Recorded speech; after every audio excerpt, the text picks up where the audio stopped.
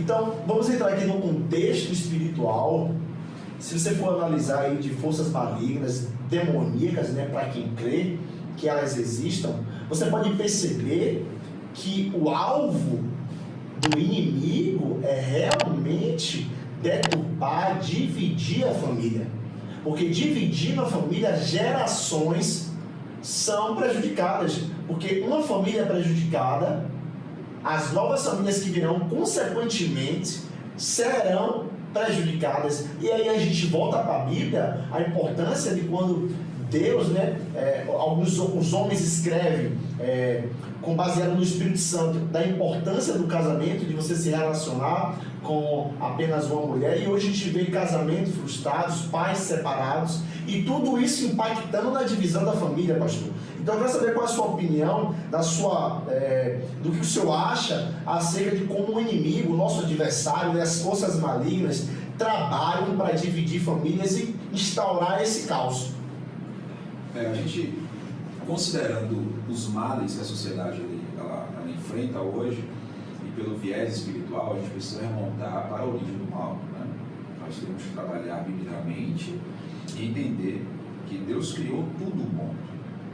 Todas as coisas que Deus criou foi bom. E ao passo que o homem, mediante a tudo que Deus criou de bom, tomou uma decisão de desobedecer, a desobediência do homem trouxe a ruptura dessa comunhão com Deus. Obviamente que nós acreditamos numa linha teológica que o mal ele é oriundo primariamente de uma ruptura de Lúcifer, que se transforma no adversário, que é Satanás.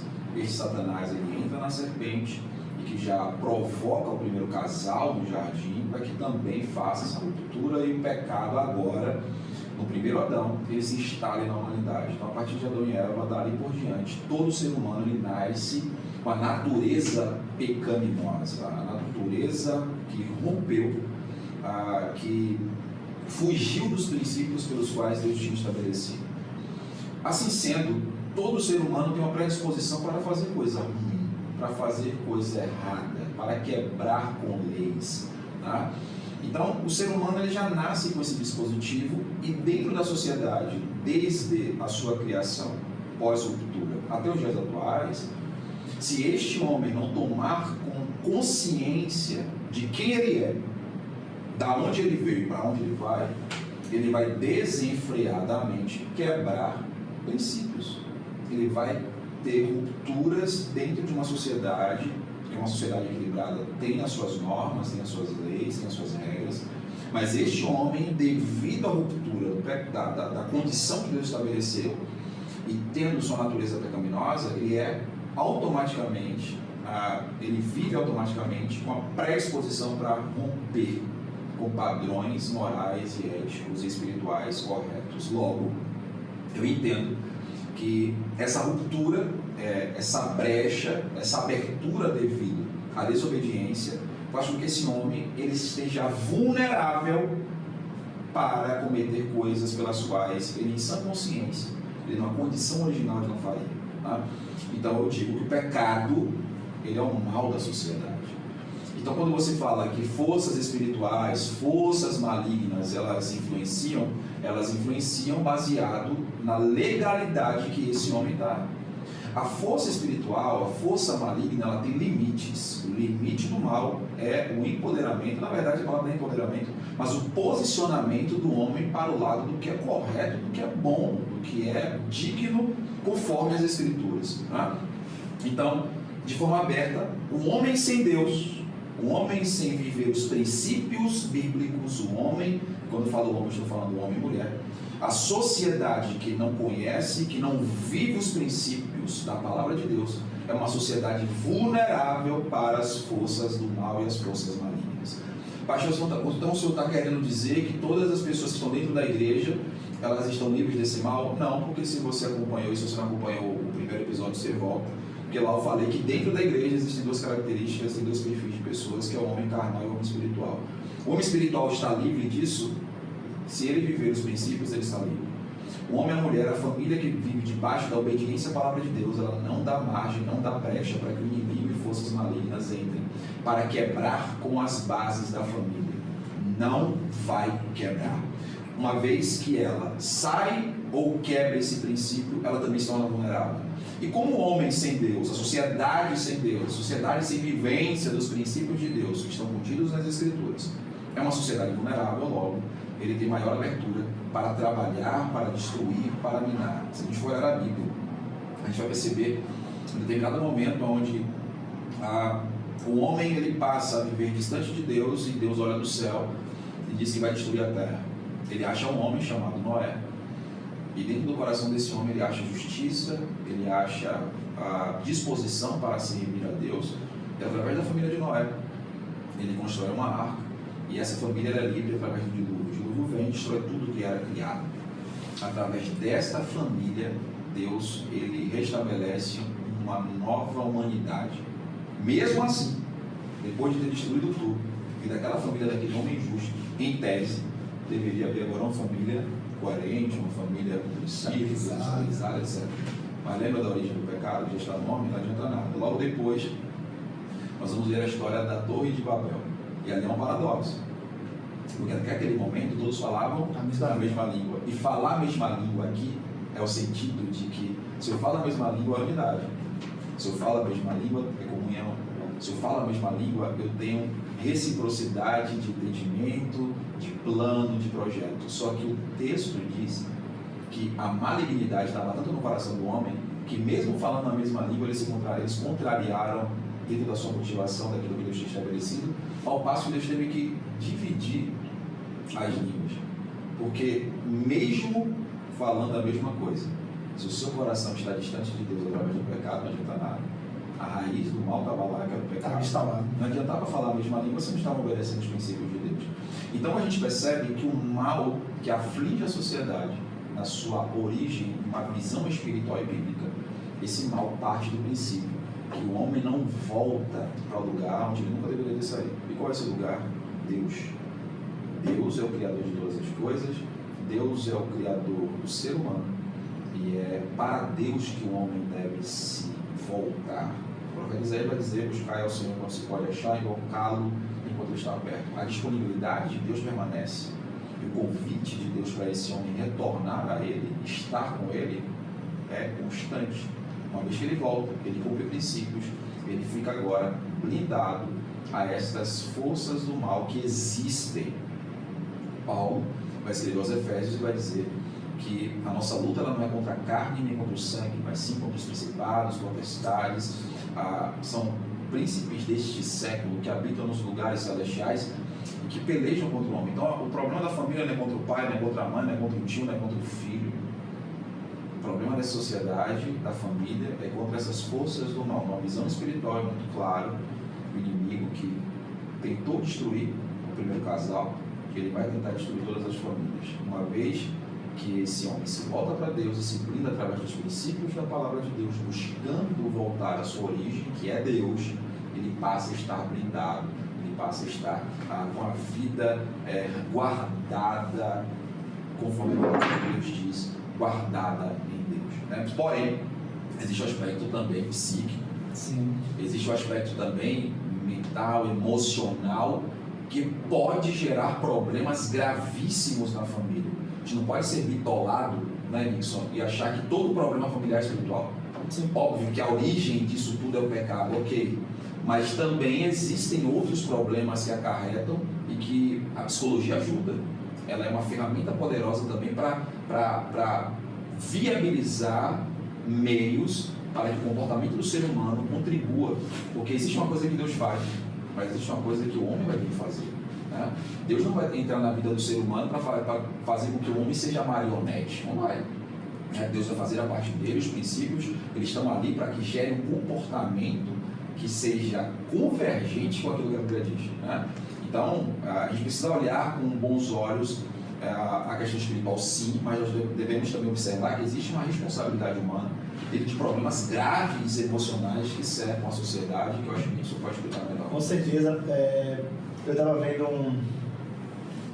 um vídeo, né? Deus nunca criou uma mesa, né? Deus nunca criou uma mesa.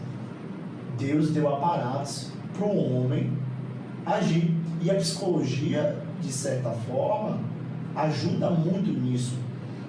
O pastor falando sobre famílias, e tem famílias hoje que as ações entre elas, claro, também a falta da presença de Deus e as coisas cotidianas têm impactado a nossa sociedade. E eu queria saber de você, Nixon, também, aproveitando o que o pastor disse, nessa vivência, você tem acompanhado as famílias, o impacto, as consequências dessas, os motivos, né, as causas que as famílias têm desestruturados, o que vem acontecendo. Eu queria saber o seu ponto de vista psicológico a partir disso. Eu quero pegar um gancho nisso que o pastor Fábio trouxe, que é importante, partindo dessa lógica que ele trouxe, que essa desorganização parte em função da entrada do mal, e que ele explicou muito bem. O mal entra quando essas pessoas, né, elas vêm para a igreja, elas recebem a libertação do pecado, ela não é mais escrava do pecado. Agora, as consequências, os desdobramentos de uma vida, ela está lá. É o que ele trouxe anteriormente, tipo, tá todo mundo na igreja, mas está depressivo, está estressado e está ansioso. Ou seja, o que fazer com esse público agora? E aí a gente pode aqui discutir, entrar. Mas eu quero tocar agora em outro ponto, que é, para além dessas questões espirituais, tem as questões culturais, que contribui, que salva a ferida e contribui para quê? Para que esse quadro ele se torne alarmante, né? Uma boa parte da população ou está depressiva, estressada ou ansiosa. Aí, perceba, as pessoas hoje, a diferença do mundo anterior para esse mundo agora, porque a mudança sempre teve, o mundo sempre mudou. Agora, a velocidade com que ele está mudando é absurda. A gente fala de coisa de 5 anos atrás, como se já tivesse 50 anos. Lembra do CD? Cassete. Entendeu? Então, assim, então muda tudo muito rápido. Então, essa mudança muito rápido, muito acelerado, faz com que o nosso cérebro ele vai se condicionando a que as coisas têm que acontecer com um prazo cada vez mais curto. E é um processo de condicionamento. A gente vai sendo condicionado pela cultura. Por exemplo, hoje se você abre a WhatsApp, aí você tem uma ferramenta lá hoje que você acelera o áudio. E aí as pessoas estão ali aprendendo a ouvir as coisas aceleradas. Quando eu mando um áudio de 1 minuto, as pessoas não conseguem mais ouvir esse 1 minuto na velocidade de 1, não sei nem como é que funciona. Então observe que quando as pessoas vão acostumando a ouvir acelerado, aí quando você fala devagar, não tem mais paciência. As pessoas não têm paciência para esperar a fila do banco, para esperar a fila do hospital. As pessoas estão lá no culto sentado e aí tá. Se tirar, quer ver uma coisa desesperadora para um membro de igreja? É você tirar o relógio da parede. Você tira o relógio da parede e eles ficam ensandecidos. Às vezes eles escolhem a reunião mais curta. O pregador não pode passar do horário, senão é problema. E aí o pregador está lá pregando, amém, Jesus, amém. Que é isso? Fruto de uma sociedade acelerada. Então as pessoas vão ficar ansiosas. Essa conta vai chegar e as pessoas vão ficar ansiosas. Ou seja, tudo hoje é muito rápido. Tá? Esse é um dado. Um outro dado interessante é que as pessoas elas vivem no automático. Sabe viver no automático? Você entra no carro hoje, aí você não fica pensando, não, eu tenho que entrar no carro, aí eu boto o cinto, e aí eu boto no ponto do negro, os carros que são automáticos, bota no negro, você não pensa nada disso, você vai fazendo. E as pessoas estão vindo no automático. Esse automático faz com que elas se entre em muitas atividades. E aí elas acabam ficando estressadas, porque tem muita coisa para fazer, elas vão aceitando convite, vão aceitando chamado, convida aqui, elas vão, e aí a rede social vai passando, enfim, vive essa vida louca e ela acaba ficando estressada. E tem uma outra parte da população que vive remoendo o passado, sabe? Crenças limitantes que aprenderam na infância, remoem aquilo ali, e elas ficam depressivas. Então uma parte da população está depressiva, estressada ou ansiosa. Qual é a dica? Viver no momento presente. Aqui eu vou puxar um gancho, eu sempre puxando o gancho do pastor Fábio, que ele falou de uma pesquisa que a oração, né, cientificamente está comprovado que ela traz benefícios para o indivíduo. Porque tem uma técnica de psicologia chamada mindfulness, atenção ao momento presente. no momento que você está orando, você está em contato com o seu momento presente, se relacionando com o seu Criador. É o momento em que você experimenta estar em contato com você mesmo, porque quando você ora, você fala de você. Você fala dos seus sentimentos. E aí eu volto a Jó também, porque assim, quando Jó ora, ele está falando da angústia da alma dele, ele está falando dele. À medida que ele está falando, à medida que ele está falando que ele está angustiado, que ele está em sofrimento, ele está olhando para dentro de si, ele está olhando para si, está dizendo, Deus, eu estou assim, dessa forma. E muitas vezes a gente está sentindo coisas estão acontecendo no nosso corpo, só que a gente não percebe. Por quê? Porque a gente está no automático. Ou está no passado, ou está no futuro, ou está no automático. Convido a você que está assistindo a entrar no momento presente, seja através de uma meditação, seja através da oração, seja através de um momento familiar ali, onde vocês ouvem uma boa música. Ali são momentos presentes. É esse momento que vai você fazer desacelerar. Quando Deus manda que... Aí eu vou entrar na área de Fábio, né? Quando Deus pede que você separe um dia, né? Alguns sábados, domingos, não querem entrar nessa seara, não é o objetivo da nossa discussão. Manda que eu me pare um dia. Deus está dizendo assim, ó, vocês precisam se desconectar. Eu estava atendendo um cliente e falei assim, qual é o nível de dependência que você tem no seu celular de 1 a 10? Ele me disse, rindo 11. Ele tem dependência de 11. Essa conta vai chegar. Essa conta vai chegar. E aí quando essa conta chegar, o que é que acontece? Esses adoecimentos psíquicos, eles geram uma pressão no indivíduo. Geram uma pressão. Então, e todo sistema que gera pressão, ele precisa ter uma válvula de escape. Por exemplo, a panela de pressão, ele tem lá o bico. Os carros têm seus escapamentos. O ser humano, ele tem válvulas de escape. Primeiro, é a fala. Você precisa falar. Você precisa liberar aquela energia. Ponto. Alguns indivíduos, quando não conseguem falar, não tem um pastor bem orientado, não tem um líder espiritual maduro, não tem uma família, não tem um pai, não tem alguém de referência que possa falar. Duas coisas podem acontecer com esse rapaz. Ou ele pode começar a fantasiar, ter comportamentos infantis, é o que mais aparece na clínica. Ele começa a fazer coisas de criança. Por quê? Porque através daqueles comportamentos ele libera energia. E um outro... Nunca tinha pensado nisso. E outro dado, gente, importante, é que quando ele não consegue fantasiar, quando ele não consegue falar, aí o que acontece? O corpo somatiza, né? Doenças emocionais, elas são psicossomáticas, psico, né? Da alma, soma corpo, ou seja, soma no corpo. Aí é um indivíduo que vai ter manchas na pele, queda de cabelo, gastrite, dores de cabeça crônicas. Aí, nesse estado, o indivíduo vai buscar um psicólogo, vai buscar um profissional de saúde, psiquiatra. Mas a ideia é que essas questões elas sejam identificadas, sejam trabalhadas. Eu sempre digo que todos os seres humanos, todos, sem exceção, tem uma questão mais resolvida. Todos têm uma questão mais resolvida. Mas quando é que eles vão buscar auxílio? Quando somatiza. Ponto crítico, né? Quando chega no ponto crítico, né?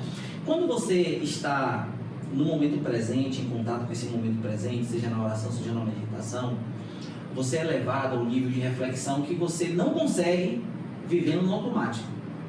Quando você chega a esse nível de raciocínio, nível de reflexão, você começa a se perceber quanto indivíduo em relação com o mundo, em relação com a transcendência, Deus, em relação com os outros indivíduos, com relação com a igreja, e aí você começa a achar coisas.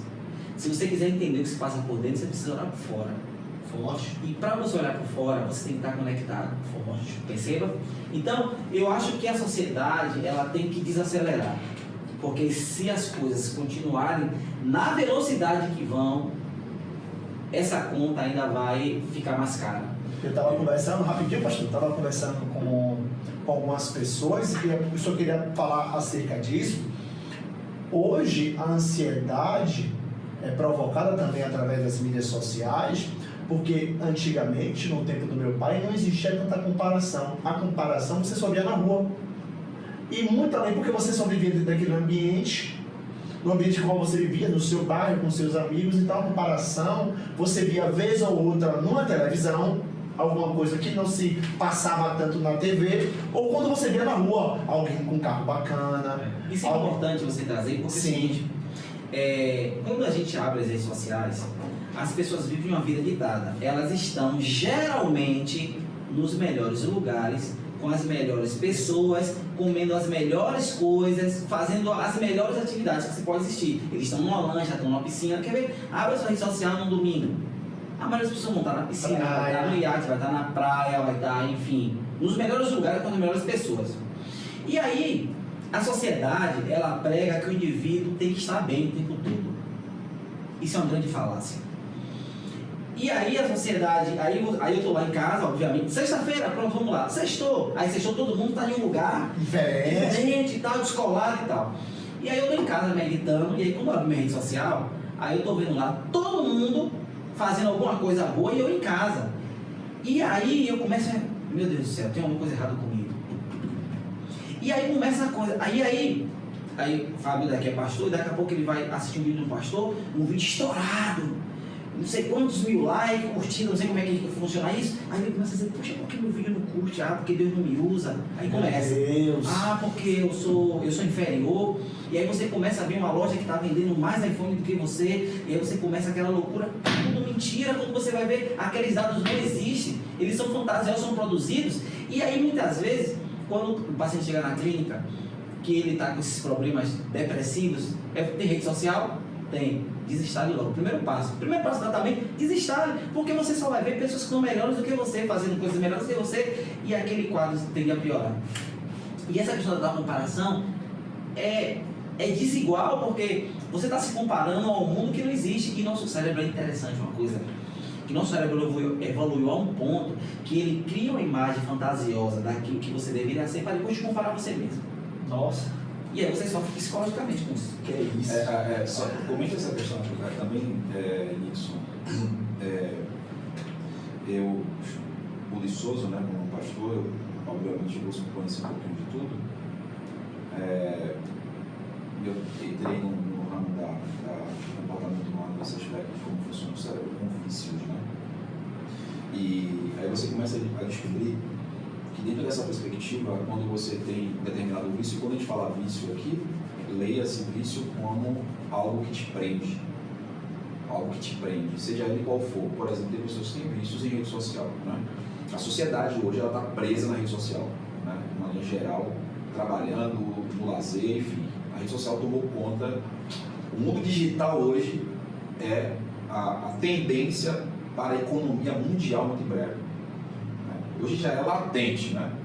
Pessoas se tornando milionárias por causa do mecanismo digital que foi criado através das redes sociais. Então, voltando para a questão do vício, uma linha neural é criada baseada naquilo que ela está presa. E o que o cérebro vai querer? Recompensa. Seja droga, bebida, jogo, prostituição, como assistir série no Netflix, como estar no Instagram, como qualquer outra coisa. Aquilo ali se tornou tão habitual que o cérebro criou uma linha e ele sempre vai buscar recompensa.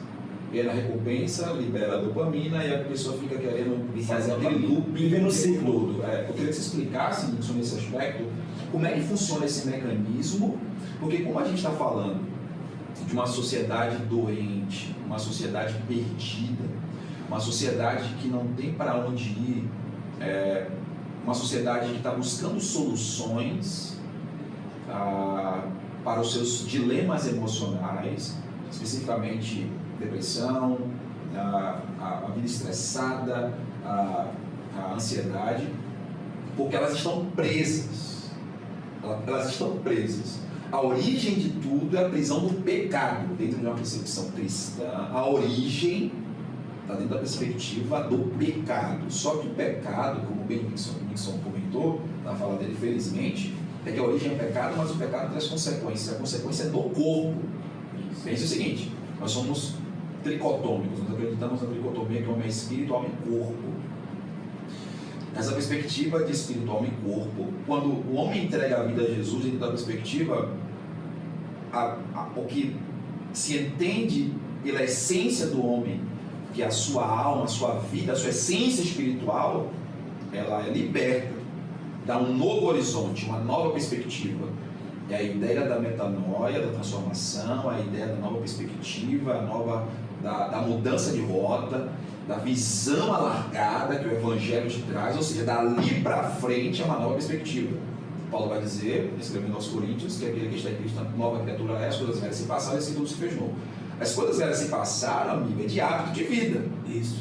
Então você passa a ter uma nova perspectiva para frente. Sobre o que você fez lá atrás, As memórias, né? trouxe consequências terríveis, dependendo do que você viveu, no corpo e na alma. O seu espírito está livre. O seu espírito foi salvo ali, já houve uma transformação espiritual ali no seu espírito, que vai influenciar a sua alma para um comportamento novo e que já, obviamente, vai reverberar no seu corpo, ok, daqui para frente. Mas o que foi feito para trás já trouxe um monte de consequência ali, que pode trazer e que tem trazido males, que precisa de uma atuação. Aí a psicologia entra forte nesse aspecto. E aí a gente não pode ser bitolado de achar que esse lado Deus vai fazer. Deus pode fazer isso? Claro que pode. Pode que pode. Mas Deus usou, levantou homens e criou meios, métodos que podem ajudar-nos a resolver essas nuances que foram geradas pelas consequências. Então, eu queria que você falasse sobre essa reverberação, Nixon, nessa corrida desenfreada por causa do mundo rápido, tecnológico, onde todo mundo quer fazer tudo. E aqui é o seguinte, né? É muita coisa para fazer que traz estresse. Muita coisa para fazer que traz estresse, que você quer para logo, que gera ansiedade. Enquanto você não consegue criar problema, não, você fica depressivo. Ou seja, é um problema que gera os três tempos. Que eu estou estressado pela grande demanda, não consigo fazer, eu estou querendo fazer, eu fico ansioso, e quando eu não consigo fazer, causa danos, feridas que me deixam depressivo. Né? Então, como é que o nosso cérebro funciona dentro dessa perspectiva? Porque o cérebro não é moral. O cérebro não é moral, ele não lê a moralidade, ele está trabalhando ali em um looping viciado naquilo que é recompensa. Como é que funciona esse aspecto? Pronto. Nós vivemos hoje uma sociedade que eu chamo de sociedade normótica. Não sei se vocês já ouviram falar no conceito de normose, que é como se fosse a patologia da normalidade. Pessoas fazem coisas normais que causam patologia.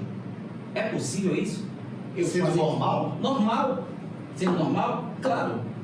Vamos lá. Quando a gente abre lá as redes sociais ela tem o poder de fazer uma indução cerebral para a dopamina. A mesma coisa que a cocaína faz de forma química, as redes sociais fazem de forma natural.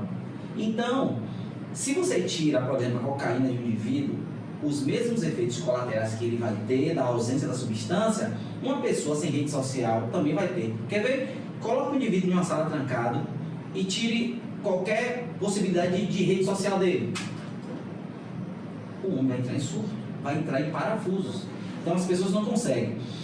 Mas o efeito mais danoso que esse mundo digital trouxe foi nas relações humanas. Aí quando a gente fala da violência, porque assim, quando a gente se relaciona corpo a corpo, presença, a gente sente o humano, a gente nos constitui a partir do outro, da troca, né, da afetividade, do amor, da comunhão, da união.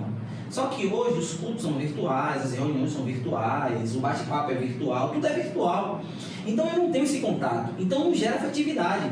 Então tem uma pesquisa que mostra que a possibilidade de eu puxar o gatilho para uma pessoa que eu conheço há 10 anos nas redes sociais, ela é muito maior do que aquela que eu vi apenas uma única vez e nunca tive relação. Ou seja, se eu passo por um indivíduo e vejo ele, troco meia dúzia de palavras e vou embora, e ele coloca um outro indivíduo que eu conheço ele há 5 anos nas redes sociais, a possibilidade de eu puxar o gatilho para aquele que eu conheço 5 anos é muito maior do que aquele que eu tive um único contato na vida.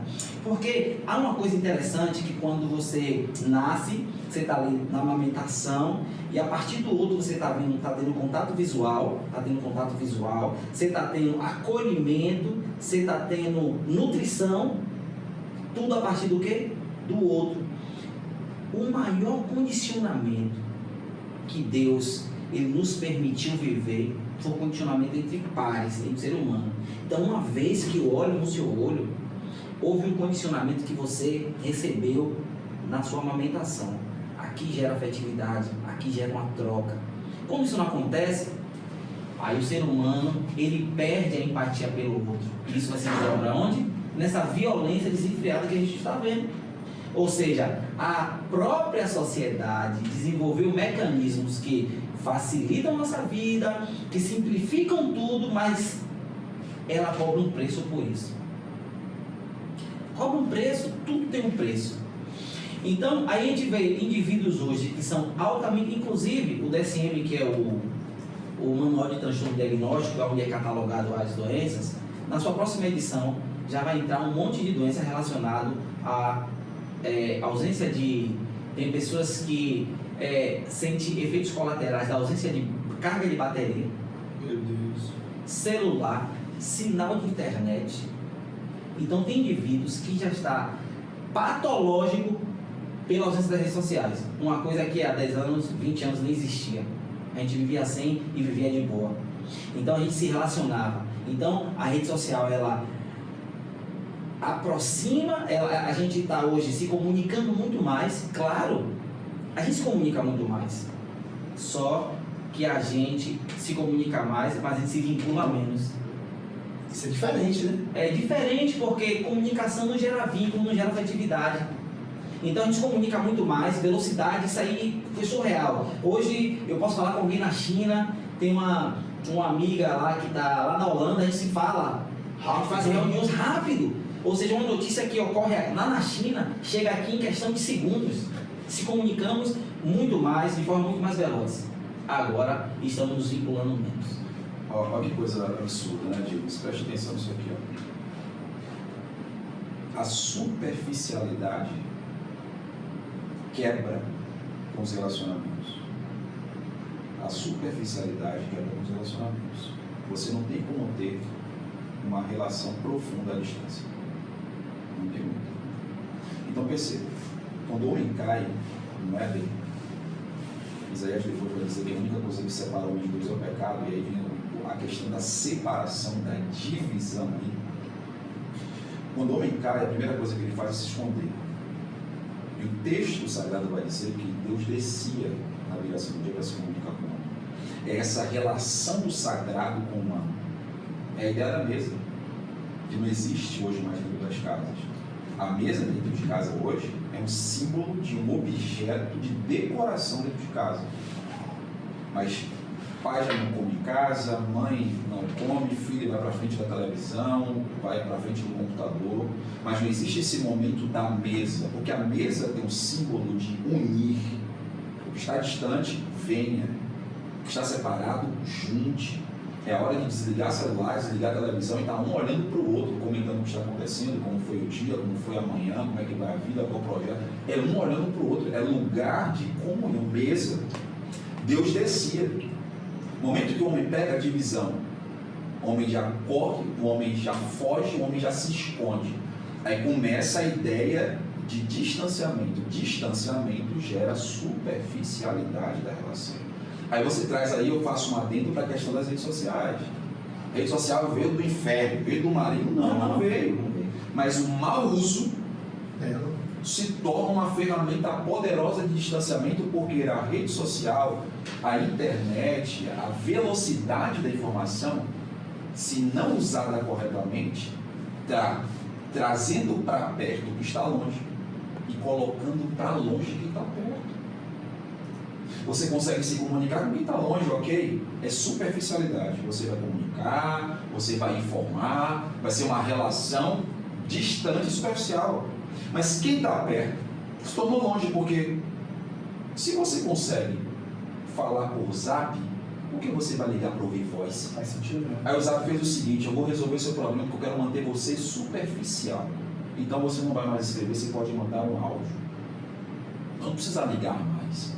As pessoas se chateiam, né? Por que não me mandou um áudio? Manda um áudio, não precisa ligar, porque mesmo a ligação sendo distante, você está on time, está na hora, você está sentindo o ofegar da respiração, Sim, sabe? o áudio é mais rápido, porque para digitar uma mensagem você leva um tempo significativo, você tem ali a questão motora, o áudio é mais rápido. Então você já percebeu que o áudio Se você for parar para analisar, o áudio é o quê? Eu estou com preguiça de escrever, então para eu não escrever, eu vou mandar um áudio porque o meu tempo é mais valioso que o seu, porque você vai ter que gastar tempo, você vai ter que parar tudo o que você está fazendo para poder ouvir o meu áudio. O áudio é simplesmente Mas isso. tipo assim, as pessoas estão tão aceleradas que estão dirigindo, e aí elas pegam o celular, vê a notificação, e aí no momento elas não tem como pegar o celular e digitar, então quer fazer áudio. Então, sim, eu tô aqui. Mande áudio.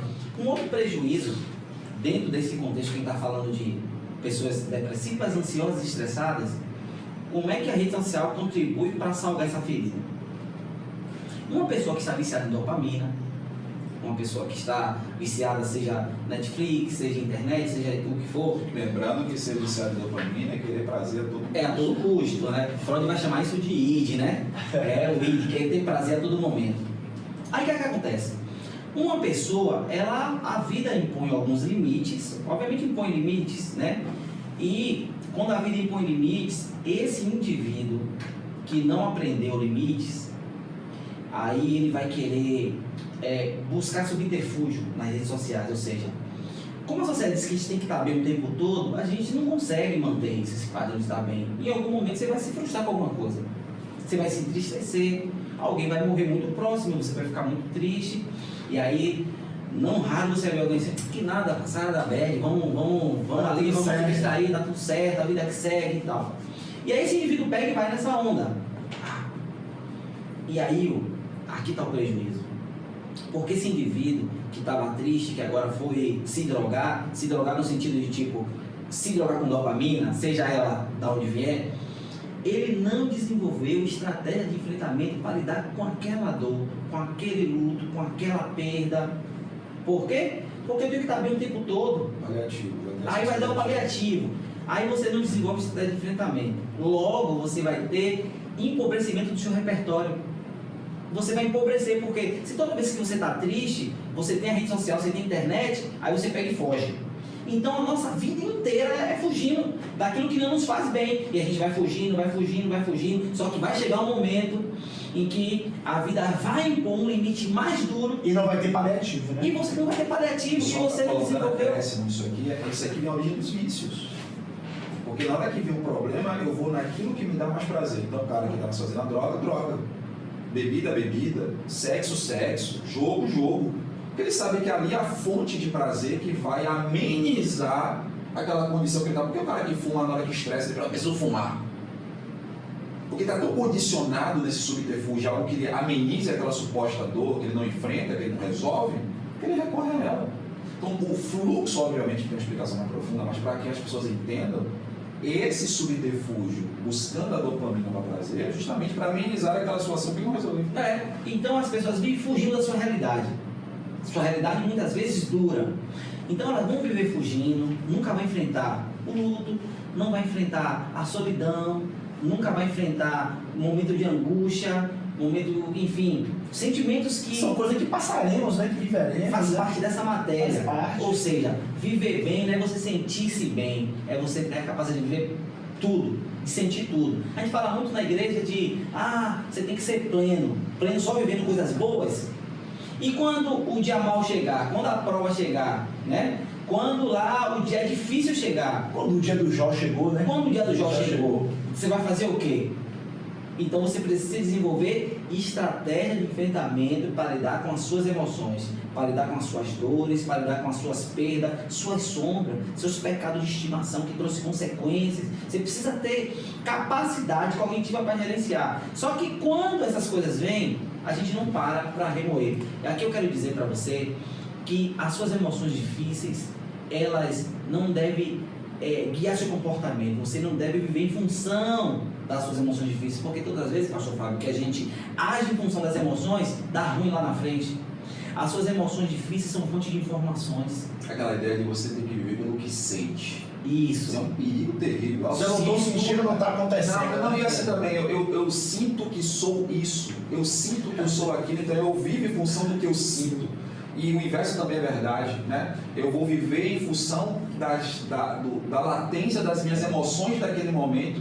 Ou seja, são pessoas que são guiadas pelas suas emoções e pelos sentimentos. Então, as pessoas estão em fusão com seus pensamentos, com suas emoções difíceis. Então, se eu vim aqui, eu estava vindo para cá, e aí eu estava sentindo sintomas de ansiedade. Mas eu não sou ansioso, eu estava sentindo ansiedade, porque essa ansiedade, eu poderia ligar, James, não vai dar, não estou bem, eu não estava bem, mas eu estava sentindo aquilo tudo, mas a ansiedade fala de uma coisa importante. Porque quando eu comecei a pensar na ansiedade que eu estava sentindo ao vir para esse lugar, eu comecei a lembrar de todas as vezes que eu fui fazer algo que era importante para mim, eu senti essa ansiedade. Você teve acesso a essa memória porque você já viveu, você soube como administrar. Você como administrar. Então, perfeito. Então, todas as vezes que você foi fazer algo que foi importante, você foi prestar um vestibular, você foi fazer uma mensagem, você foi pregar, você foi produzir resultado na vida das pessoas, que é o que a gente está fazendo aqui essa noite.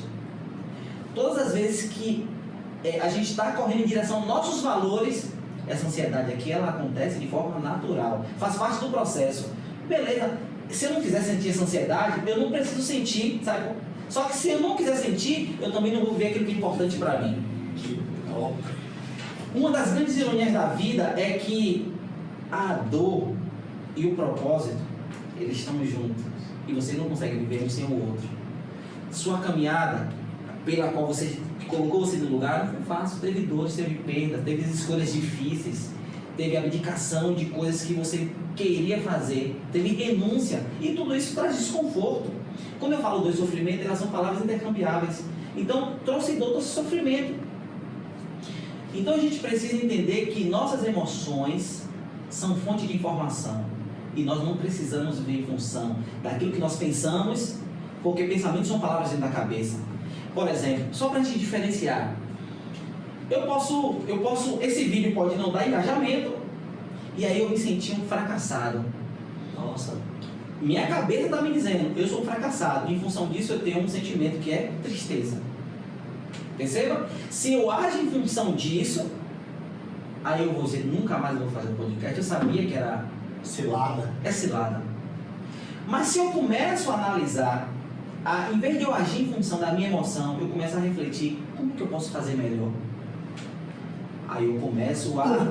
Por que não deu o engajamento que eu esperava? Bom, eu vou pegar aquilo ali e tirar a lição para fazer melhor da próxima vez.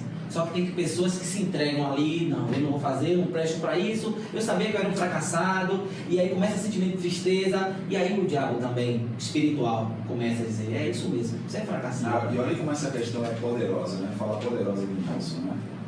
Ele falando aqui, me remontando a seguinte percepção: eu não sou o que eu sinto. Isso. Eu não sou o que eu sinto. As minhas emoções, os meus sentimentos, os meus pensamentos, eles me dão informações importantes. Mas eu não sou o que eu sinto. Eu não sou aquela emoção latente. Ah, pastor, mas eu sinto demais isso. Eu tenho essa emoção latente há muito na minha vida. Bom, elas nos dão informações importantes, mas elas não me definem. Mesma coisa pensamento. Porque assim, eu tenho que ser protagonista da minha existência. Sou eu que lidero essa bagaceira toda. Então, por exemplo, na hora que o sentimento, na hora que a emoção surgiu, que ele se tornou ansioso, ele foi protagonista. Ele não permitiu que a ansiedade o dominasse. Ele dominou. Ele falou, peraí, calma, deixa eu rememorar aqui. A maturidade da vivência, da história, né, de ele ter lidado com isso outras vezes, gerou uma memória madura o suficiente de ele resgatar e saber lidar com ela hoje. Ou seja, a ideia de você saber lidar, de você ter lidado, que a princípio você sabe como lidar, mas você lidou com aquela situação, se tornou memória construtiva, gerou maturidade o suficiente para que eu possa resgatá-la e me ajudar no meu futuro. E todas as vezes que isso alcança um espaço na nossa existência, porque assim, a gente está no trânsito, o cara me fecha, eu vou olhar cognitivamente, racionalmente, vai gerar um sentimento de repente de raiva. Claro. E o que é que eu vou fazer com essa raiva? Eu vou deixar que ela me domine? Se ela me dominar, vai acontecer o que acontece muitas vezes. Eu vou xingar, eu vou falar mal, eu vou pegar a arma, vou atirar, vou matar. Vai acontecer muitas coisas que acontecem, porque os seres humanos, a sociedade está adoecida. Virou escravo das emoções. Ficou escravo dessas emoções, de forma que, porque elas se tornaram escravas, porque elas não tiveram maturidade para lidar com elas no seu histórico, no seu arcabouço, fugiram todo o tempo, e chegou um momento que ela foi tão latente, porque de repente essas emoções surgiram em um grau menor, ele não conseguiu enfrentar, ela foi lá, só que fugiu. Quando chegou no grau maior, não sabe lidar, vai lidar como? Então, assim, esses condicionamentos do protagonismo que nós temos tem uma resposta. Como eu consigo lidar com todas essas nuances, já que eu não domino? Eu não sei qual emoção que vai vir daqui a pouco, eu não sei o que vai vir. Óbvio que a nossa vivência, óbvio que tudo aquilo que eu vivi no passado torna umas mais latentes do que as outras, né? Na hora que a gente for falar aqui sobre a solução, a gente vai falar um pouco sobre isso. Mas eu preciso ter consciência que eu não sou o que eu sinto. Eu não sou exatamente o que eu penso, se eu não sou protagonista da minha existência. Se eu não sou alguém que sei lidar com estas emoções, com estes momentos, com esses pensamentos que podem surgir, de repente, do nada, surge e fala, de onde vem isso aqui, irmão? Como é que eu lido com essas questões? Se eu sou protagonista no sentido de não é a minha alma que me domina, não é a minha mente que me domina, não, vai surgir, o que é que eu vou fazer com essa informação? Então se eu não sou o que eu sinto, aí eu me levanto a pergunta, o que eu sou? Se eu não sou o que eu sinto, não sou o que eu penso, então o que eu sou? Eu sou um gerenciador, né? Nós somos gerenciadores de sentimentos, de circunstâncias, e o que vai dizer se a gente vai fazer isso bem ou mal é como a gente gerencia. Pronto. Eu vou entrar em um ponto importante que hoje é uma palavra que está muito no auge, que é a inteligência emocional. A inteligência emocional, ela começa quando você começa a entender as suas emoções e como ela funciona e qual a função dela para você. Ponto. Então perpassa pelo autoconhecimento. Para você ter a inteligência emocional, você precisa saber qual é a emoção. Se você perguntar, sair na rua e fazer um censo, as pessoas vão saber qual é a emoção, mas não vão saber definir o que é emoção. Muitas vezes as emoções, elas aparecem, elas são automáticas, a gente não tem controle sobre elas. Por exemplo, você está lá, o cara te fecha, aí você... Agora, o que você tem controle é sobre o seu comportamento. Sobre comportamento você tem controle. Agora, o cara te fechou, a raiva veio, você não controlou isso. Agora, o que você vai fazer possuído disso já é uma outra questão. Então, quando a gente fala de inteligência emocional, é você saber gerenciar. Mas como é que você aprende a gerenciar? Quando você foi desde a sua terra infância, pequeno, e você foi se desenvolvendo, você teve várias frustrações que gerou raiva, que gerou angústia, que gerou desesperança, e aí você teve que lidar com aquilo ali. Imagine meu pai, quando a gente brigava com meu irmão, ele botava para ficar abraçado. Imagine, eu com raiva do indivíduo, querendo matar o indivíduo em nome de Jesus, eu tinha que ficar abraçado com ele. Eu tinha que trabalhar aquilo ali. E depois de apanhar, meu pai aconteceu, meu pai contava muito, depois de apanhar, eu chamava ele, me abraça e diga que me ama. Pronto. Você vai aprendendo a lidar com aquele sentimento. Agora, e uma outra coisa, a gente tem uma tendência a emitir juízo de valor sobre o sentimento. Sentir raiva, sentir rancor, sentir angústia é ruim, sentir feliz, sentir pertencente, se sentir amado é muito bom. Não existem sentimentos bons e ruins, existem sentimentos. Quem classifica como bons e ruins, sabe por quê? Porque a nossa capacidade de resiliência vem a partir dos sentimentos ruins. Porque imagina se a gente só tivesse sentimento bom. Maravilha. A vida ia ser belíssima. Aliás, não seria belíssima porque a gente não ia nem perceber. Porque a gente só percebe que o sentimento bom porque tem aquele que a gente chama de ruim para modelar. Se a gente vivesse feliz o tempo todo, a gente nem ia perceber que era feliz. Percebe? Não seria nem felicidade. Não seria nem felicidade, seria qualquer outra coisa. Deus criou o mal justamente por causa disso. Mas voltando, então o que a sociedade mais nos ensina é fugir. Se eu estou mal, aí eu vou fugir, eu vou assistir série. Se eu estou deprimido, não tenho que fazer nada, eu estou deprimido, estou na bad, vou assistir série. Eu vou passar os stories do Instagram, eu vou fazer qualquer outra coisa, mas não vou ficar em contato com aquela experiência. Porque o doutor está dizendo é que a sociedade quer fugir, é um resultado, só que a Bíblia já disse que isso é uma atitude inata do ser humano no momento que ele morre. Isso. Então aí você vê que desde que mundo é mundo, duas coisas aconteceram no Jardim do Éden. Uma foi essa fuga, como se escondeu, e a outra foi a terceirização da culpa. Pecaste? Não, foi a mulher que o Senhor me deu. Que é uma outra coisa. Então a gente percebe que a sociedade nos ensina a fugir, porque como a gente precisa estar bem o tempo todo, e nosso organismo não dá conta de gerenciar isso, então a gente vai buscar o subterfúgio na dopamina.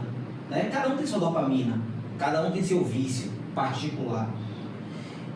Quando a vida impõe frustrações, você vai fazer uma prova e aí você toma pau. Aí você cria um plano, um projeto que vai dar tudo certo e de repente dá errado. Eu tenho um irmão lá na igreja que eu fui para um acampamento com ele e ele empreendeu, fez um empreendimento, era muito novo, então ele foi com muita sede ao pódio e aí deu errado, deu ruim. E ele é um advogado hoje e ele vivia travado. Por quê? Porque ele ficava remoendo, sabe, do passado, remoendo o passado, não vai dar certo. Poxa, não vai dar certo. Eu não vou tentar. Tendo acesso às coisas que ele queria que acontecessem no futuro, mas que impedia ele que acontecesse pelo aquilo que aconteceu, né? Nós chamamos isso de crença limitante, sabe? Okay. O indivíduo tem uma experiência frustrada, desenvolve aquela crença limitante que ele não é capaz, aí ele consegue, fez faculdade, formou em direito, passou na OAB. Isso tudo não foi estímulo para ele pensar, não, eu sou capaz. Chega lá na frente, ele não quer exercer advocacia, ele não queria empreender, porque ele estava preso, remoendo aquilo que não deu certo. E aí eu comecei a conversar com ele. Beleza. Quando você tentou a primeira vez, você era novo, você era imaturo, hoje o contexto é outro, hoje você é um homem mais maduro. E aí comecei a incentivar ele. Você precisa tentar. Porque aquele que tentou e não conseguiu é superior a quem nunca tentou, porque gerou experiência. E aí uma chave na cabeça dele virou. Hoje ele está empreendendo aí, está se jogando e está vendo que as coisas vão abrir. Mas se ele ficasse remoendo o passado, como muitas pessoas hoje, que comeram comida estragada e depois daquele dia eu não como mais isso. Tem gente que não come mais feijão porque um dia teve experiência com um único feijão na vida e hoje não faz. Não come mais feijão. Aí teve uma pessoa que chegou, Nixon, eu tive muita frustração no meu relacionamento e eu não quero mais ter uma relação. Hoje eu não quero mais sofrer, melhor dizendo. Hoje eu não quero mais sofrer uma decepção. Então ela virou em relação ao sofrimento, né? Pronto, então eu falei, beleza, você não é obrigado a sofrer, mas também você nunca mais vai ter uma relação autêntica e verdadeira, uma relação sincera, porque está tudo na mesma caixa. E aí eu estava atendendo um paciente, aí eu fiz uma técnica com ele, falei, escreva na folha de papel então, tudo que você quer viver, seus projetos, seus objetivos, seus valores, escreva tudo na folha de papel. Aí ele escreveu animado e aí falei, agora vira a folha e escreva do outro lado tudo que você não quer ter contato. Ela não quer ter contato com ansiedade, ela não quer ter contato com pessoas adoecedoras, ela não quer ter contato com frustração, ela escreveu tudo. Agora eu falei, embora o papel e joga fora. Você não quer ter contato? Embora o papel e joga fora. E ela jogou no cesta de papel. Ou seja, junto com aquilo que ela não quer sentir, ela também não vai viver nada daquilo que ela quer sentir. Forte isso. O propósito e o sofrimento, eles estão juntos. Você não tem como viver um sem o outro. Então, duas coisas. O sofrimento, ele é universal. Isso eu quero dizer que todo mundo sofre. E o sofrimento, ele é inevitável. Por mais que a gente fuja, um dia a gente vai sofrer. Se ele é universal e inevitável, a gente tem que aprender a sofrer de alguma forma. Aprender com eles, né? Tem que aprender com eles. O sofrimento, ele é pedagógico. Agora, tem algumas pessoas que, infelizmente, elas não vão aprender. Olha só que coisa interessante dentro dessa conversa, né? E aí, para quem acha que a psicologia e a teologia não dialogam, né? A gente está falando sobre os males emocionais que acometem a sociedade, o estado que a sociedade anda de forma doentia, né? E como nós podemos ajudar de certa forma. E aqui vocês estão ouvindo meios de descobertas, porque vocês estão assistindo, estão se encontrando dentro dessas falas, né? Vocês estão se descobrindo, vocês estão sendo curados, estão sendo conectados com tudo isso, tá? Por aquilo que eu estou falando. Existe uma questão interessante aqui, dentro dessa fala do Nixon, 3 coisas que eu fiquei pontuando aqui, né? Relação, satisfação, satisfação e a condição que a gente se encontra de prazer, né? Não tem como você se sentir pleno se não for se relacionando com o outro, não tem como. Então, uma sociedade que não se relaciona, uma sociedade que não é relacional, a tendência a adoecer não existe mais. Está dando um fracasso. Não tem como você ser pleno sem relação. Só que esses problemas que a gente falou aqui são problemas que fazem com que a gente se afaste do outro. Ninguém quer andar com ninguém estressado, ninguém quer andar com ninguém ansioso, depressivo. Né? Então, são doenças que fazem com que as pessoas se afastem uma das outras. Né? Então, voltando ao Éden, a primeira condição foi se esconder, estar distante. Primeira condição. Então, você que pensa que estar sozinho é a melhor opção, esqueça, não existe isso. E uma das questões da psicologia que ajuda, e também da parte teológica, pastoral ajuda, é justamente o aconselhamento e a terapia. Né? É você falar, né? Você dá a oportunidade para que o outro fale. Né? Você tem coisa que também é difícil hoje, né? Você está em um ambiente que as pessoas só querem falar. Só quer falar. Dá oportunidade para o outro falar. Ainda que você fale muito como eu, né? Dá oportunidade para o outro falar, que é extremamente importante. Então, essa relação, a sociedade ela foge, e dentro de um mundo corrido, você minimiza, dificulta a condição de você estar junto, estar perto. Né? Primeira coisa é a questão da relação. Segundo, a condição de você viver o prazer. Olha que coisa interessante, né? A dopamina é o prazer. Então, toda vez que o indivíduo, a dopamina gera prazer. Então, toda vez que o indivíduo está fugindo, automaticamente o cérebro vai querer algo para amenizar essa dor e ele vai buscar aquilo que ele tem maior vício para que dê aquela amenizada. Isso é um fato também colocado e ressignificado. Isso é uma verdade que pode ser ressignificada. E como Deus é poderoso nesse aspecto. Porque toda vez que a gente se encontra com Jesus, a gente começa a perceber que não existe prazer maior do que a presença dele. Não tem lugar melhor do que a presença dele. Não tem nenhum outro ambiente ou presença que nos satisfaça mais do que a presença de Deus. A gente tem relação sexual, a gente tem relação emocional com amigos, a gente tem lugares que a gente gosta, que nos dá prazer, mas nada é mais prazeroso do que a experiência de você sentir a presença de Deus. O que acontece? O homem que tem comunhão com Deus plena e contínua também cria cerebralmente uma linha neural nesse aspecto. Então, todas as vezes que você tem alguma dificuldade, você vai buscar o que te traz dopamina. Na linha do homem espiritual, o que é que dá dopamina para ele? A presença. Então, o homem e a mulher de Deus que é espiritual, quando o bicho pega ele lá para onde? Joelho. Vai buscar a Deus, porque ele já se habituou àquele lugar que vai trazer um refrigério. Só que tem um detalhe importante. Quando a gente busca a presença de Deus, a gente não está fugindo do problema. Quando a gente busca a presença de Deus, a gente está em todo lugar onde vai nos dar a capacidade para resolver. Eu quero pegar isso, pastor, e para a gente finalizar, eu quero lhe fazer essa pergunta para vocês dois.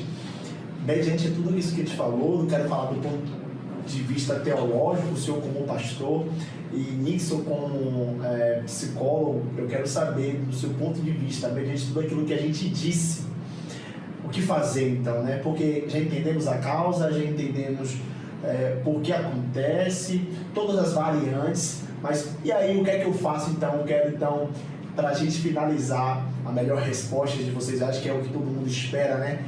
Do ponto de vista de vocês, baseado em tudo que vocês viveram, nas experiências que vocês tiveram. Claro que eu quero também, Nixon, que você traga também o seu ponto de vista cristão. O seu ponto de vista, pastor, depois, Nixon.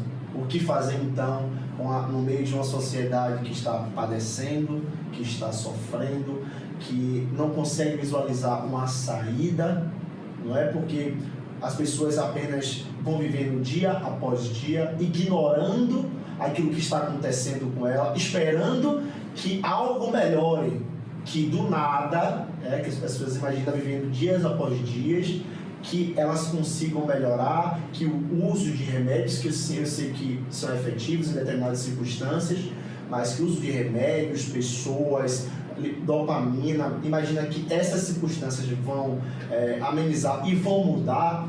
O que fazer, pastor? O que fazer quando você está numa circunstância que você está perdido, que você não sabe o que fazer?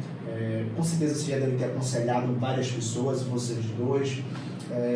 Então existe muita gente que está perdida. Do ponto de vista espiritual isso acontece, mas então eu queria a resposta de vocês dois, primeiro com o pastor, o que fazer. Olha só que coisa interessante, né? Dentro de um cenário problemático, a primeira coisa que a gente precisa trazer à tona é o reconhecimento que existe um problema. Primeira coisa. Não adianta você trazer a solução para alguém que entende que não precisa de solução. Você olha para a sociedade está doente, mas será que ela sabe que está doente? Observe, as pessoas elas fazem de tudo para se sentirem satisfeitas. Né? Nunca se teve tanto problema ligado ao consumo. Hoje, nitidamente, nós temos um mundo consumista para satisfazer as supostas lacunas da existência. Então, o mundo é consumista. Você tem a viabilidade de recurso para se consumir de tudo, e quanto mais se consome, mais a sociedade se sente vazia. Então, há um antagonismo aqui. Né? Não faz sentido alguém que tem muito dinheiro se sentir vazio, porque tem dinheiro lá. Em tese, ter a solução no consumo para aquilo que vai te trazer satisfação. Mas o homem permanece vazio. Nessa condição, existe aqui uma interrogação, a conta não fecha. Só que, será que a sociedade sabe que ela está doentia, que ela está vazia? Normalmente a sociedade ela só sabe disso quando ela chega no fundo do poço, aquilo que você falou, na hora que chega na parte da somatização, da existência, da vida, que a dor bate, não tem para onde correr, olhar para o fundo do poço, não tem mais para onde ir, não tem mais para onde recorrer. E interessante que fundo do poço é o único lugar, de fato, que a única saída é olhar para cima. Olha aí. Aí vai olhar para cima e vai ter uma luz. Quando a sociedade, ela primeiro deve reconhecer o seu estado, quando a gente fala de sociedade, a gente fala do indivíduo social. O ser humano olha, faz uma autoavaliação e para hoje, está assistindo esse podcast, vai pensar na sua vida pessoal, na sua vida familiar, profissional, espiritual, para fazer, será que está tudo bem mesmo? Será que as coisas realmente estão da forma que deveriam estar? Normalmente, quem está no problema não consegue enxergar o problema. Ela precisa parar, sair ou pedir ajuda. É interessante que Jesus muitas vezes se retirava para orar. Né? Você vai ver que Jesus está ali com o e Jesus se retirou. E a gente entende que todas as vezes que ele se retirou, obviamente que ele se retirou para estar com Deus em oração, mas eu tenho plena certeza que às vezes Jesus se retirava também de fazer introspecção. Ele pensava, falava, será que é tudo bem? No momento dele parar, você parou dessa correria, todo mundo atrás de mim, deixa eu parar. Como é que eu estou aqui? Como é que estão as coisas? Indo para o caminho certo, meu pai, aí pai. Sabe? Esse momento de parar é necessário. Parar para se autoavaliar e perceber se o estado que está não é fraqueza, é inteligência de quem quer chegar mais longe. Para, avalia. O meu relacionamento com meus pais está bem, meu relacionamento com o meu cônjuge, com meus filhos, com a vida, como é que eu estou? Estou correndo tanto atrás de coisas. A sociedade ela está se importando com coisas. Na verdade, a sociedade sadia não se importa com coisas, ela se importa com causas, com pessoas que fazem parte dessa causa maior, que é o propósito da nossa existência. Sempre ela está ligada com gente. Né? Então, a primeira é parar, se autoavaliar o cenário. E aqui eu dou uma dica: se você não tem condição de parar, chama alguém para ajudar. Pede alguém próximo, fala assim, avalia aqui muita situação que eu estou vivendo, que minha família está vivendo, me ajuda. Preciso parar. A primeira coisa é parar e autoavaliar. Uma vez que você avalia a condição que está, você vai identificar problemas, vai identificar gaps, vai identificar situações que você vai dizer, isso aqui está fora do lugar. Uma vez que reconhece o problema, que de repente você não via, agora você precisa encontrar da onde vem esses problemas. A gente já falou aqui antes. E quando vai para a origem, amigo? A origem sempre vai ser o próprio ser humano. Sempre vai ser. Porque no final das contas, nós somos o que fizeram com a gente. Nós somos o que fizeram com a gente. Até certo ponto. Porque eu sou o que fizeram comigo, porém, em determinado momento da minha história, eu precisei tomar a rédea da minha vida. E uma vez que eu observei o que fizeram comigo, agora a decisão está comigo. Permitir que eu viva da mesma forma que fizeram comigo, eu tomar algumas decisões. Ou mudar a rota. Então eu já não mais terceirizo culpa. Não do que se queixa o homem do seu próprio pecado. Então assim, eu não vou mais dizer eu sou o que meu pai fez comigo, eu sou o que minha mãe fez comigo, eu sou o abuso que fizeram comigo. Não, ok. Tudo isso aconteceu, é um fato, não posso fugir disso. Mas o que eu vou fazer daqui para frente? É aquilo que o doutor falou. Eu preciso enfrentar agora. Ora, parei, avaliei o cenário, reconheci o problema, fui buscar a origem. A origem vai estar comigo. Eu não posso ficar atrelando as minhas questões O grande problema não é o que fizeram comigo, a grande questão é o que eu faço com o que fizeram comigo. Né? Então agora eu assumo a rédea. Quando eu vou assumir a rédea agora, vou tomar postura, eu preciso agora, através do momento que eu sei do problema, da onde surgiu o problema, obviamente cada problema é um problema, aqui teria que ser 50 minutos de podcast para discutir cada problema. Quando eu vou discutir esse problema, pastor, mas e aí, quem pode me ajudar? Pode ser um líder religioso, pode ser um profissional da área de psicologia, pode ser várias pessoas, pode ser uma roda de amigos, pode ser vários aspectos que podem te ajudar a resolver. O grande passo é você saber que existem problemas que precisam ser resolvidos. Agora eu consigo, biblicamente, dizer que existe uma saída clássica para que te dê impulsão para resolver vários problemas. Porque com Deus as coisas se tornam mais viáveis. Porque quando a gente para reconhecer a nossa situação, que eu encontro o problema, vou buscar a sua causa, eu vou perceber que muitos destes sozinho eu não vou conseguir. Só que olha que coisa interessante, né? Nós somos homens que fomos criados. Nós somos homens que fomos criados. Para quem acredita em Deus, e a ideia é que nós tenhamos a aptidão para crer nesse Deus, e se você não crê, eu te convido a experimentá-lo, a gente vai entender um negócio interessante. Se eu sou criação, eu preciso entender que quem me criou sabe mais do que eu. Se eu sou criação, eu preciso entender que quem me criou conhece todo o mecanismo da minha existência. Se eu sou criação, eu entendo que quem me criou sabe de todas as nuances, de todos os problemas que eu posso ter. Logo, eu preciso voltar para o meu Criador, eu preciso voltar para a minha origem e pedir ajuda a esse ser que me criou. Se eu tenho um problema com o meu iPhone, eu não vou procurar um cara que é especialista em Samsung, irmão. Não vou procurar um cara que é especialista em Xiaomi. Eu vou buscar um especialista em iPhone. Então, eu que sou ser humano, sei que quem me criou, creio em Deus, eu preciso recorrer a Ele. Quando eu recorro a Deus, vai acontecer algo interessante, Diego, mas doutor, a Bíblia diz que a palavra de Deus é luz. E a luz, ela tem a capacidade de destruir as nossas trevas. E dentro dos nossos problemas que a gente não sabe qual é a solução, a gente convida que a luz entre. Quando a luz entra, ela mostra, além do problema, ela nos dá também a solução, porque a palavra de Deus, que ela é luz, é a mesma palavra que é remédio, é a mesma palavra que é alimento, é a mesma palavra que me dá o sustento para que eu resolva as minhas questões. Então, eu me volto para Deus, que é o Criador. Conhecendo a Deus, automaticamente eu vou entender que o meu conhecimento de Deus vem pela palavra, e essa palavra vai ser o meu norteador para que eu comece um novo processo de existência. Eu vou deixar de viver aquela vida, e aquilo que a psicologia vai dizer, eu vou começar a ressignificar a minha vida. A minha vida que tinha um significado que muitas pessoas se suicidam porque dizem que perdem o sentido, perdem o significado. Quando nós temos um encontro com Deus, quando eu volto para o meu Criador, a palavra de Deus me dá luz e a vida passa a ter sentido.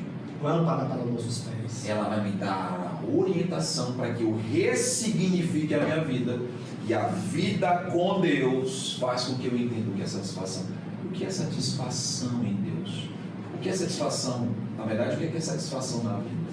A satisfação do ser humano, ela só é plena quando ele está em Deus. Eu ouvi uma vez uma frase que diz que todo homem tem uma lacuna do tamanho de Deus. Então o homem só se torna pleno quando ele volta para o seu Criador.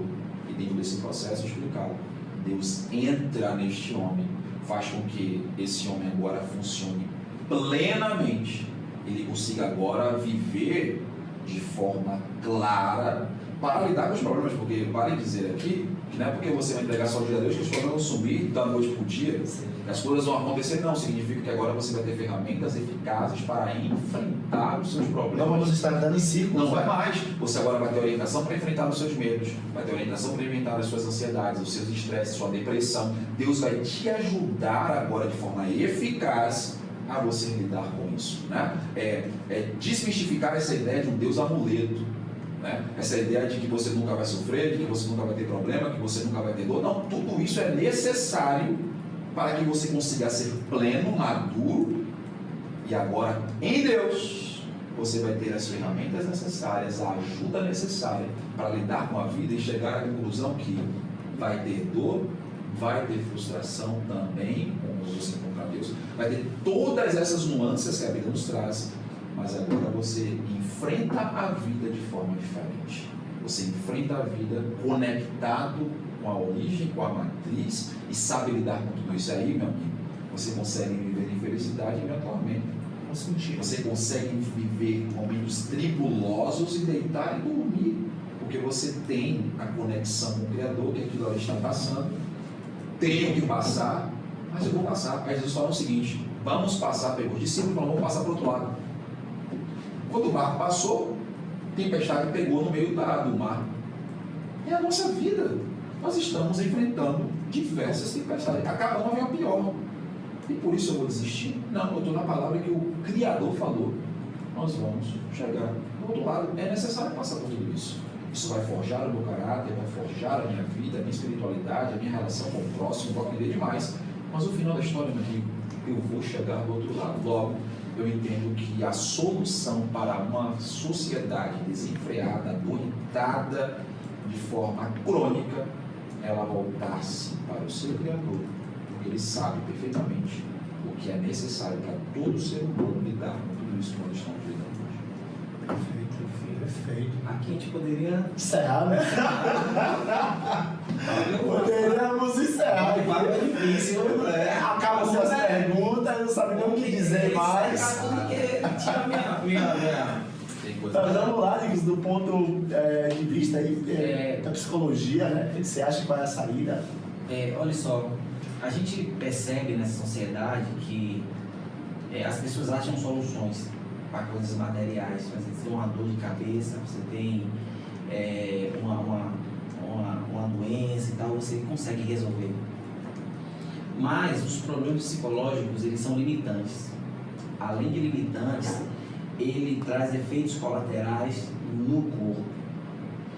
E não existe um remédio psicológico, né, para resolver os problemas psicológicos. Não existe. Então, uma cartela de antidepressivo, eficaz. Não existe. Aí eu volto, né, a um texto bíblico de Salomão em Provérbios, que ele fala assim: de tudo que se deve guardar, não guarde o corpo, né, não guarde as relações, guarde o seu coração, porque dele procede todas as saídas da vida. Quando manda guardar coração, não está falando desse órgão que está pulsando no peito de cada um. Não está falando desse órgão. Está falando disso aqui. Guarde isso aqui. E aí eu pego um gancho no que o pastor Fábio trouxe. Quando se fala que guarda o coração, a consciência, os sentimentos, a emoção, guarde a alma, é que você precisa parar. Você que está hoje assistindo esse podcast, com certeza muitas coisas falou de você, falou sobre você. Você hoje precisa parar para refletir quem foi você e aonde você está e aonde você quer chegar. Você precisa ter valores bem claros e definidos, porque quem não tem valores, quem não tem propósito, não vive. Aceita qualquer coisa, né? Então, você hoje existe, mas você pode ter uma vida. E a vida só em Jesus Cristo. Então, assim, voltando ao que o Fábio disse, você vai ter uma vida que vai ter problemas, você vai ter uma vida que vai ter percalços, ou seja, você hoje pode ser um cristão na presença de Deus e pode ter uma diabetes, pode tomar um remédio controlado. E qual o problema? E qual o problema disso? Agora, você vai poder experimentar aquilo que nós, quando psicólogos, não podemos oferecer. Essa paz interior que só Deus cabe nela, nós não podemos oferecer. Nós podemos ajudar, nós podemos auxiliar, ampliar a visão, dar novas diretrizes, ajudar o indivíduo ao autoconhecimento, à resiliência, mas o vazio é existencial, só Deus pode preencher. Então, de tudo que você deve fazer hoje, guarde o seu coração. Gente, que podcast poderoso. Espero que vocês tenham sido edificados, né? com tudo aquilo que foi dito aqui. E eu digo para você, eu conheço casos, estamos vivendo aqui no AD Toque da Graça, casos de famílias, de pessoas que foram restaurados por aquilo que esses homens disseram aqui. Então eu convido você a estar sempre sintonizado nesse canal, em todos os nossos podcasts e, mais importante, visitar os nossos cursos. Com certeza Deus tem um novo caminho para a sua vida. Aquilo que você imaginou que estava perdido, aquilo que imaginou que você não tem mais jeito, que você não consegue mais achar a solução. Como o próprio pastor Fábio disse, ele é o Criador, então ele conhece de tudo e de todos, de tudo aquilo que você está passando. Então existe uma solução. Então, claro, você deve parar. Então, estamos aqui nos cultos, nas quartas-feiras, no domingo pela manhã, domingo pela noite. Continue sintonizado, se inscreva no nosso canal, deixa aqui o seu joinha, siga a gente no Instagram, AD Toque da Graça. Foi muito bom esse momento com vocês. Muito obrigado, pastor Fábio. Muito obrigado, Nixon, por toda essa experiência, essa bagagem, os ensinamentos. Hoje aqui que essa consultoria valia no mínimo aí R$3.000 cada. R$3.000 cada, mas vocês aqui de pronta gratidão também de vocês terem vindo, muito obrigado, foi um prazer, uma honra, espero ter vocês, mas aqui que eu acho que eu não abordei ainda tudo que eu queria ter abordado, tem muito mais para extrair de vocês dois, então foi maravilhoso, então você não perde, toda terça-feira nós temos novos episódios tratando de diversos tipos de assuntos dentro do reino de Deus. Espero que você tenha gostado, deixa aqui o seu joinha e até a próxima.